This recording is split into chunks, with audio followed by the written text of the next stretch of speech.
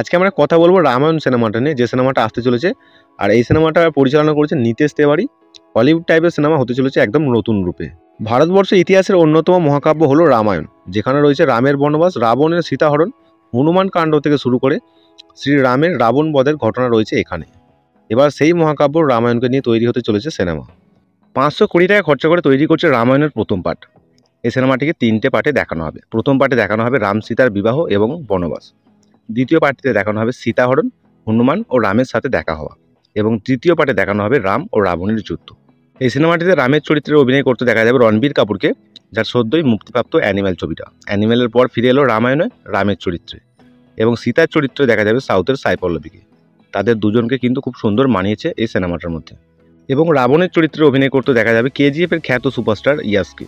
আসল চমক তো হনুমানের চরিত্রটা। হনুমানের চরিত্রে দেখা যাবে সানি দেওয়ালকে। তাকে আমরা দেখেছি বড় একটা আর্মির চরিত্রে বা বড় একটা পুলিশ ইন্সপেক্টরের চরিত্রে।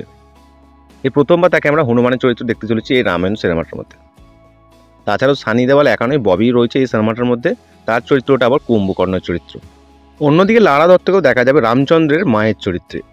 আবার সাউথের স্টার বিজয় সেতুপতি থাকছেন বিভীষণের চরিত্রে। তবে কিন্তু সিনেমা প্রেমিকরা একাধিক আগ্রহে রয়েছে রাবণের চরিত্রে ইয়াসকে দেখার জন্য। 150 কোটি টাকা পারিশ্রমের দাবি করেছেন এই চরিত্রে অভিনয় করার জন্য। এর আগে কিন্তু আমরা আদিপুরুষ সিনেমাটা দেখেছি, সেটাও কিন্তু রামায়ণের উপর ভিত্তি করে তৈরি করা হয়েছিল, যেটা পরিচালনা করেছিলেন ওম রাউত এবং প্রযোজনা করেছিলেন টি সিরিজ।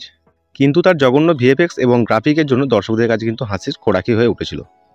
তবে কিন্তু এই সিনেমাটার পরিচালক হলেন জাতীয় পুরস্কারপ্রাপ্ত নিতেশ তেওয়ারি, যিনি দঙ্গলের মতন সুপারহিট সিনেমা পরিচালনা করেছেন।